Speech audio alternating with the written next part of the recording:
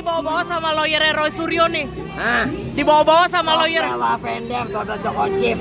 Gue lagi adem ayam dibawa kolong mobil. Gue kan otomotif nih STM. Lagi benerin mobil, tiba-tiba dia nama gue dibawa-bawa. Apa hubungannya? Itu ketinggalan. Oh iya, makasih sayang. Iya lagi. Iya sayang. Tapi gimana sih Kak? Ini kan dari masalah kasus ijazah Jokowi malah dibawa-bawa gitu. Dibanding-bandingin Lucinta Luna dan Luna Maya. Ada hubungannya. Gue kan lagi jadi montir, lagi bawa kolong mobil. Kok tiba-tiba gue dibawa-bawa. Dasar total cokocip. Pakai nama-namain. Nyebut nama gue pula, ngelecehin gue pula. Gue udah sidang udah legal jadi perempuan. Jangan pakai ibarat analogi, pakai yang lain dong. Dengan analogi itu akan ambil tindakan hukum juga nggak? Urusin tombol cokocip dulu. Dengan ada statement itu akan melaporkan juga. Mana nih orang ini? Kenapa? Akan melaporkan juga nggak Kak? Ini kan Tanding termasuk. Bion, nanya langsung ke Tanding Bion, udah. Tapi Kak, Tanding Bion. melihat Halo, aku Lucinta Luna. Selamat atas pembukaan grand opening MS2 Estetik di Jaksel yang ke-8. Semoga makin lebih lagi. Kak, tapi ngeliat kliennya menjadi tersangka nih Roy Suryo. Berarti Gak ada dia, hubungannya, berarti gue. bisa dibilang gagal juga nggak sih Kak Gue sebagai gak ada lawyer? hubungan sama si Roy Suryo, kenal juga enggak. Ini tiba-tiba gue lagi adem ayam, nama gue, nama Luna Maya disebut-sebut. Apa coba? Hah? Gue lagi benerin mobil di kolong, bukan montir, otomotif. Tiba-tiba analogi. Tapi kesel nggak Kak dibawa-bawa Ya gitu? kesel lah, coba lu kalau dikata-katain kayak gitu. Makanya kalau punya tompel diurusin dari si belatung itu. Oke, thank you Kak. Untuk membuktikan seorang itu adalah perempuan, salah satunya dia head. Jadi kalau polisi menghadirkan 1000 Luna Maya, bukan Lucinta Luna ya, ada 100.000 Lucinta Luna, tetap tidak akan bisa membuktikan bahwa Lucinta Luna itu perempuan begitu ya. Dia tetap laki-laki. Dan hari ini bukan 700 bukti yang kita tunggu, sebenarnya hanya cukup satu bukti, yakni selembar ijazah dari saudara Joko Widodo yang tidak pernah kunjung dihadirkan. Yang kedua, kami ingin tegaskan bahwa Polda Metro Jaya telah melakukan tindakan yang melanggar presumption of innocence. Yakni saat pemanggilan telah secara jelas menyebutkan nama-nama klien kami tanpa menyebut inisial. Padahal awalnya sudah disebutkan secara inisial, tetapi saat pemanggilan yang menjelaskan 3 mekanisme baik dilakukan secara langsung, dikirim lewat WhatsApp dan lewat pos, itu secara tegas menyebut nama-nama. Kalau nama-nama itu muncul dari media, wajar. Tapi kalau itu dari aparat penegak hukum, itu sama saja. Polda Metro Jaya telah melakukan apa yang disebut pelanggaran asas hukum, presumption of innocence.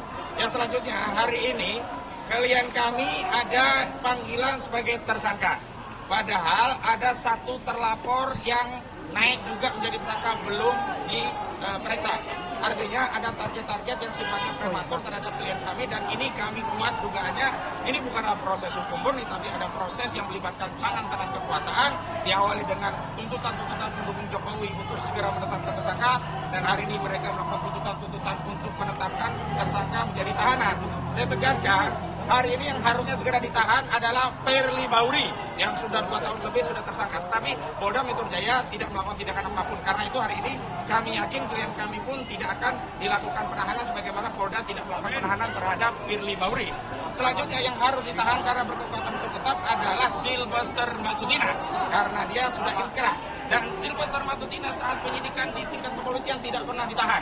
Karena sebelum menjadi terpidana, dia dulu pernah menjadi terdakwa dan sebelumnya juga pernah menjadi tersangka. Dan dalam proses tersangka itu yang pasalnya juga sama, penghinaan dan fitnah 310-311 KHP, saudara Sylvester Matutina tidak pernah ditahan dalam prosesnya. Karena itu hari ini sebagai bukti bahwa negara kita negara hukum, Polda sedang menjalankan penegakan hukum, tidak ada proses penahanan terhadap klien kami. Selanjutnya dari koordinator litigasi Bang Petrus Celestinos, kami persilakan.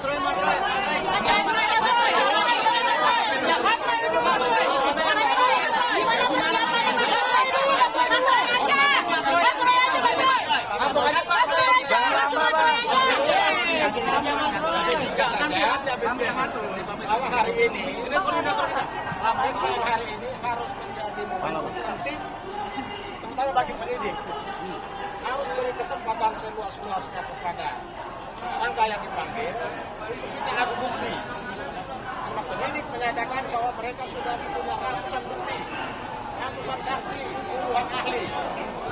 Sementara dari Mas Roy, Risma, dan mungkin Dr. Tisha, masing-masing juga bawa bukti hari ini. Kita adu secara terbuka di dalam ruang pembacaan supaya ini tidak menjadi teka-teki. Kita selama ini hanya fokus kepada bukti yang dimiliki oleh pelapor yang Jokowi. Sementara bukti yang menjadi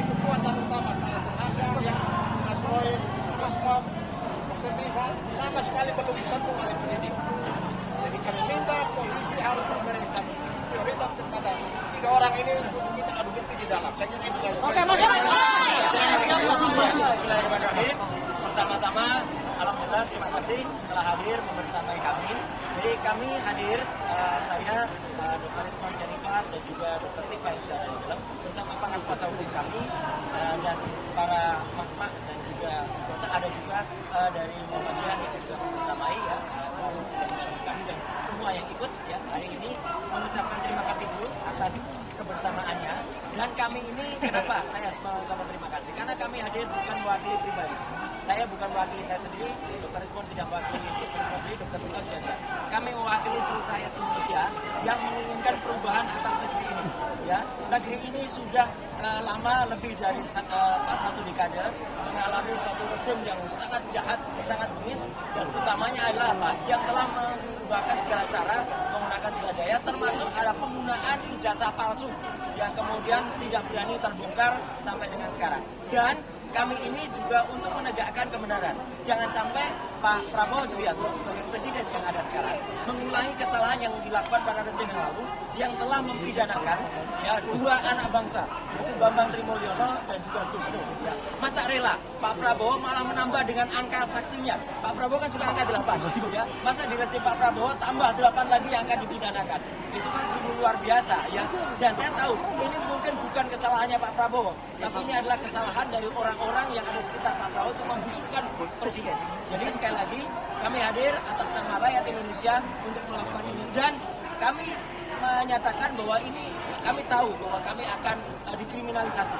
Dan kenapa kami tahu? Karena apalagi setelah saya, Dr. Risman dan Dr. Tifa itu sudah merencanakan akan menerbitkan buku yang kedua. Buku yang kedua judulnya adalah Gibran Black Paper. Dan itu terbukti dengan saya pulang minggu yang lalu dari Sydney dan membuktikan bahwa Gibran memang tidak punya ijazah SMA. Ya, SMA-nya tidak hanya SMA luar negeri, tapi bahkan diserahkan dan lebih. Dan ini yang semakin buat panik. Dan kemudian justru ini adalah langkah kita untuk semakin menegakkan kebenaran. Saya kira itu, dan nanti Dr. Risman akan menunjukkan apa yang sudah kami rencanakan, dan insya Allah dengan doa dari teman-teman semua, dengan memohon ridho kepada Allah Subhanahu Wa Taala, ayo kita tegakkan kebenaran di negeri ini. Merdeka! Merdeka! Nanti sudah siap ya Mas. Nanti buktinya. Tapi mau buktinya Sudah. Berarti sudah sangat siap ya Mas ya. Pak Risman. Pertanyaannya apa? Siapnya Bang nih pemeriksaan hari ini Bang. Masalah siap atau enggak, ya harusnya penyidik yang harus lebih siap untuk menunggangi, mengedit atau merekayasa. Ya, mana yang kami rekayasa?